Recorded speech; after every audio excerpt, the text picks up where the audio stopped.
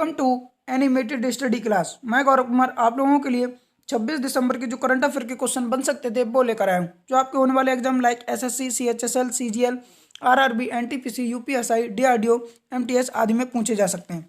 Video शुरू करने से पहले मेरी आप लोगों से रिक्वेस्ट रहेगी कि वीडियो को लाइक बस शेयर करें और चैनल को सब्सक्राइब करें, साथ ही बेल आइकन को प्रेस करें और वीडियो को एंड तक देखें। मैंने इस वीडियो की पीडीएफ का लिंक नीचे डिस्क्रिप्शन में दे दिया है, आप वहां से इसकी पीडीएफ डाउनलोड कर लें। तो चलिए आज का पहला क्वेश्चन देखते हैं। हाल ही में किस पूर्व भारतीय प्रधानमंत्री की याद में सुशासन दिवस मनाया गया है? तो इसका आंसर है अटल बिहारी वाजपेयी, जो हमारे पूर्व प्रधानमंत्री थे, उनकी याद में हर वर्ष सुशासन दिवस यानी गुड गवर्नेंस डे मनाया जाता है, क्योंकि इनका जन्म 25 दिसंबर 1924 को, कब 25 दिसंबर 1924 को यूपी के ग्वालियर में हुआ था। इसीलिए इनके जन्म दिवस के रूप में ही हर वर्ष सुशासन दिवस मनाया जाता है। और यह कब से मनाया जा रहा है? तो सन 2014 से। कब से? 2014 से। ठीक है, उम्मीद है आप लोग अच्छे से क्वेश्चन समझ पा रहे होंगे। अच्छा, जो हमारे जो पूर्व प्रधानमंत्री अटल बिहारी वाजपेयी, इनकी समाधि है और इनकी समाधि नई दिल्ली में है, तो वह किस नाम से जानी जाती है? तो इनकी जो समाधि है वह सदैव अटल, क्या सदैव अटल नाम से जानी जाती है, जो कहाँ पर है? न्यू दिल्ली में। ठीक है, उम्मीद है आप लोग अच्छे से क्वेश्चन समझ पा रहे होंगे। 23 दिसंबर 2014 को, कब? 23 दिसंबर 2014 को इन्हें भारत रत्न से सम्मानित किया गया था। किससे? भारत रत्न से सम्मानित किया गया था। उम्मीद है आप लोग अच्छे से क्वेश्चन समझ गए होंगे। तो चलिए फिर आगे बढ़ते हैं। हाल ही में किस देश ने ऑपरेशन एम्प्टी प्लेट शुरू किया है? कौन सा? ऑपरेशन एम्प्टी प्लेट शुरू किया है चाइना ने। किसने? चाइना ने। चाइना ने शुरू किया है। तो चाइना को मैप में देखते हैं। ये वाला जो पार्ट जैसे मैं लाइनिंग कर रहा हूँ, यही चाइना है। कौन है? चाइना है। अब ये ऑपरेशन एम्प्टी प्लेट क्या है? तो ऑपरेशन एम्प्टी प्लेट है खाने की बर्बादी को रोकने के लिए चाइना के द्वारा ऑपरेशन एम्प्टी प्लेट शुरू किया गया। इससे इसका उद्देश्य क्या है? ऑपरेशन एम्प्टी प्लेट का इसका उद्देश्य खाने की बर्बादी को रोकने के लिए और लोगों में इस बात को प्रेरित करना कि खाना उतना ही खाएं जितना आपको ज़रूरत हो, क्या उतना ही खाएं जितना आपको ज़रूरत हो। इसके लिए यह ऑपरेशन एम्प्टी प्लेट शुरू किया गया। अगर कोई व्यक्ति खाना खाते वक्त और प्लेट में खाना छोड़ देता है, क्या ऐसे रेस्टोरेंट और यानी जगहों पर खाना छोड़ देता है प्लेट में, तो उस पर लगभग 10,000 युआन का, कितना? 10,000 युआन का जुर्माना लगाया जाएगा।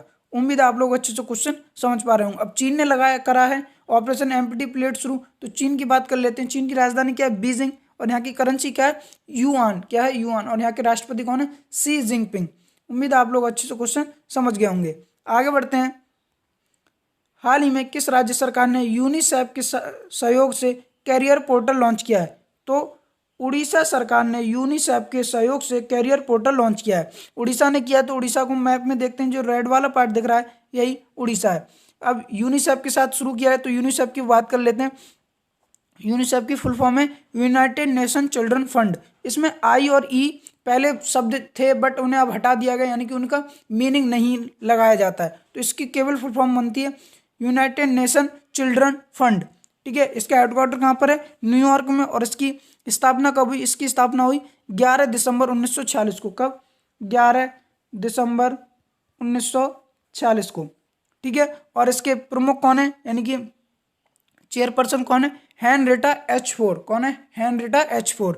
उम्मीद है आप लोग अच्छे से क्वेश्चन समझ पा रहे हैं। अब जिस कैरियर पोर्टल क्या है?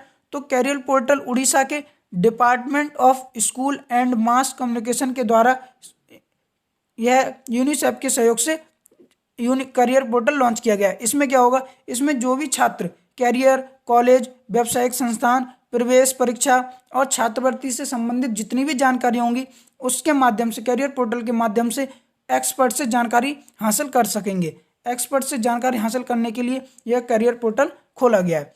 ठीक है, अब यह उड़ीसा सरकार ने किया है। तो उड़ीसा की बात कर लेते हैं। उड़ीसा की राजधानी क्या है? भुवनेश्वर। यहाँ के सीएम कौन है? गणेशी। यहाँ के नवीन पटनायक यहाँ के सीएम है। और यहाँ के गवर्नर कौन है? गणेशी लाल। कौन है? गणेशी लाल। उम्मीद आप लोग अच्छे से क्वेश्चन समझ गए होंगे। आगे बढ़ते हैं। हाल ही में किस देश ने लगातार 9वीं बार अपना रक्षा बजट को बढ़ाया है? तो इसका आंसर है जापान ने लगातार 9वीं बार अपने रक्षा बजट को बढ़ाया है। इसने इस बार 1.1%, कितने?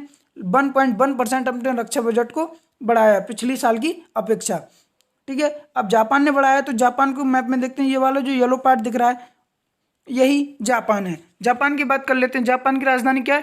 टोक्यो। और यहाँ के प्रधानमंत्री कौन है? योशिहिडे सुगा। कौन है? योशिहिडे सुगा। और यहाँ के कैपिटल क्या है? टोक्यो। क्या है? टोक्यो। और यहाँ की करेंसी क्या है? एन। क्या है? एन। उम्मीद आप लोग अच्छे से क्वेश्चन समझ गए होंगे। आगे बढ़ते हैं।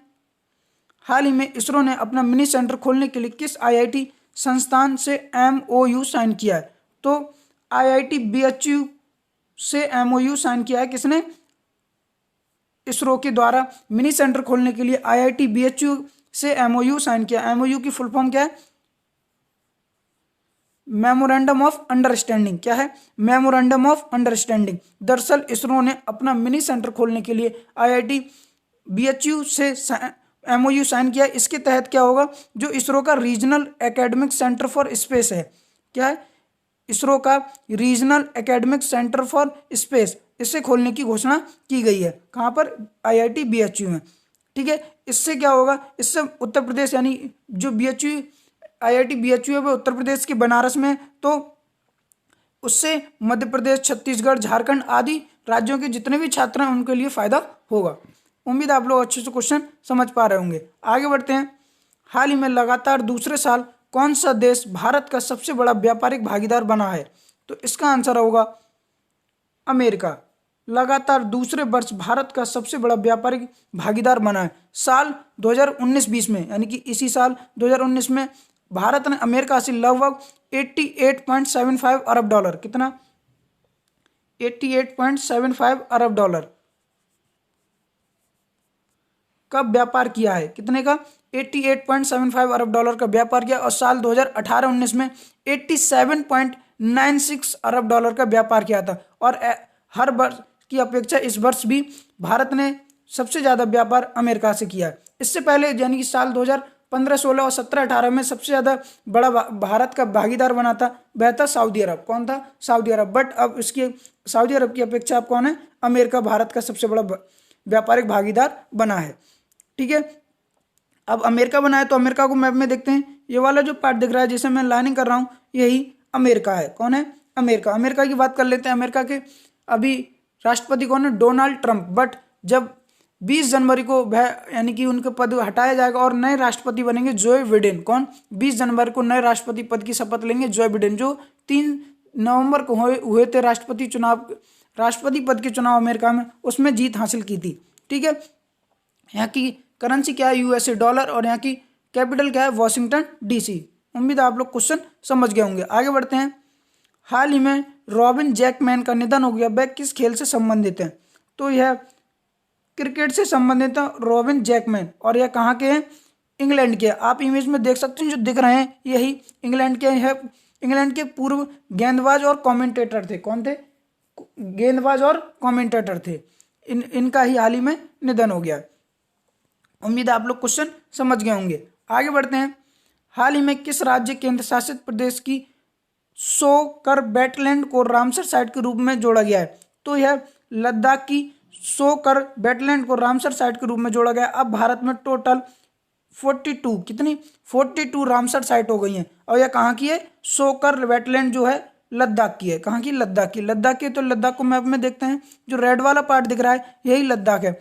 अस्काई चीन, चाइना, सियाचिन, बाल्टिस्तान, जम्मू कश्मीर, हिमाचल प्रदेश आदि से इसकी सीमाएं लग रही हैं लद्दाख की। और यह भारत की 42वीं रामसर साइट है। उम्मीद आप लोग अच्छे से क्वेश्चन समझ पाए होंगे। आगे बढ़ते हैं। हाल ही में उत्तर प्रदेश के किस शहर में दुनिया का पहला T10 दिव्यांग क्रिकेट टूर्नामेंट होने वाला है? तो इसका आंसर है नोएडा में। किसमें? नोएडा में। जो यूपी का नोएडा शहर है उसमें दुनिया का पहला T10 दिव्यांग क्रिकेट टूर्नामेंट होने वाला है। अब उत्तर प्रदेश के नोएडा में होने वाला है तो उत्तर प्रदेश को मैप में देखते हैं। ये जो रेड वाला पार्ट दिख रहा है यही उत्तर प्रदेश है। उत्तर प्रदेश की बात कर लेते हैं। उत्तर प्रदेश की राजधानी क्या है? लखनऊ। और लखनऊ किस नदी के किनारे बसा हुआ है? गोमती नदी के किनारे बसा हुआ है। यहाँ के सीएम कौन है? योगी आदित्यनाथ। यहाँ के गवर्नर कौन है? आनंदीबेन पटेल। और यह जो T10 दिव्यांग टूर्नामेंट होगा यह कब से कब तक होगा? तो 11 से 18 मार्च तक होगा। कहाँ से कितने? 11 से 18 मार्च तक होगा। उम्मीद आप लोग अच्छे से क्वेश्चन समझ पा रहे होंगे। चलिए फिर आगे बढ़ते हैं। हाल ही में किस भारतीय अभिनेता को न्यू जर्सी सीनेट ने लाइफ टाइम अचीवमेंट पुरस्कार से सम्मानित किया है? तो धर्मेंद्र को, किसको, जो हमारे भारतीय अभिनेता हैं धर्मेंद्र जी, उन्हें न्यू जर्सी सीनेट के द्वारा लाइफ टाइम अचीवमेंट पुरस्कार से सम्मानित किया गया है। और आप देख सकते हैं इमेज में जो दिख रहे हैं यही धर्मेंद्र जी हैं। आप लोग इन्हें अच्छे से जानते होंगे, यह भारतीय अभिनेता हैं। हाल ही में किस राज्य की आर्य राजेंद्रन देश की सबसे युवा मेयर बनने वाली हैं? तो केरल राज्य की एक महिला है जिनका नाम है, गर्ल है, यानी कि आर्य राजेंद्रन देश की सबसे युवा मेयर बनने वाली हैं। आपको इमेज में मैं दिखाता हूँ, ये वाला आप जो इमेज में देख रही हैं इन्हें, यही आर्य राजेंद्रन है और यह भारत देश की सबसे युवा मेयर बनने वाली हैं। ठीक है, और यह किस राज्य की हैं? केरल की हैं। तो केरल की बात कर लेते हैं। यह जो पार्ट दिख रहा है रेड वाला, यही कौन है? केरल है। क्या है? यही केरल है।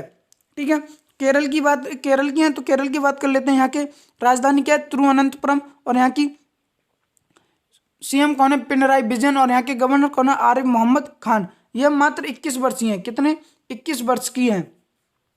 ठीक है, और यह भारत देश की सबसे युवा मेयर बनने वाली हैं। उम्मीद है आप लोग आज के क्वेश्चन समझे होंगे। तो मेरा आप लोगों से निवेदन है कि वीडियो को लाइक व शेयर करें और चैनल को सब्सक्राइब करें।